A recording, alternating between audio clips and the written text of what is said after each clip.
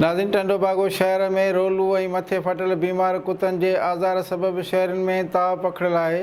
कुतनि जी बीमारी जे करे केतिरनि ई बीमारियुनि जो जनमु वरितो आहे, जंहिंमें ख़ारिश चमड़ीअ जी बीमारी सबबि केतिरा ई कुटुंब बीमारी जे वर चढ़ी विया आहिनि। रिपोर्टर अज़ीज़ुल्लाह थेबे मूजिबि शहर जे मेन बाज़ार में गोश्त जे अॼुनि जे गोश्त जे टुकरनि सबबि कुतनि जो आज़ार रहे थो। शहर जे गोश्त मार्केट जे ॿिन्ही पासनि खां कब्ज़ा बरक़रार आहिनि।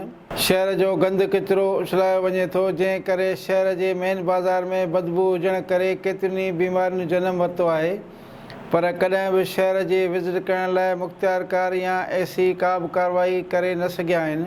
शहर जे विच में गोश्त जे अॼुनि जे आज़ार जे करे कुतनि जो आज़ार रहे थो। गोश्त जे अॼुनि में गोश्त जी कटाई सबबि शहरी माण्हुनि जो गुज़रण सबबि निमाज़ जा कपिड़ा बि पलीत थी वञनि था, जंहिं करे निमाज़ी परेशानी खे मुंहुं ॾियण लॻा आहिनि। कुतनि जे आज़ार सबबि शहरी राति जे वक़्तु मस्जिदुनि में निमाज़ पढ़ण बजाए पंहिंजे घरनि में निमाज़ जा फ़र्ज़ अदा कनि था। शहरी DCO बदीन खां गोश्त जे अॾे जे प्लाट ते शहर जो गंद किचिरो उछलण वारो अमल बंदि कराइण, पियल किचिरो हटाए गवर्नमेंट जे तरफ़ां मिलियल गोश्त जे अॾे जे ॿीहर मरमत कराइण जो मुतालबो कयो आहे।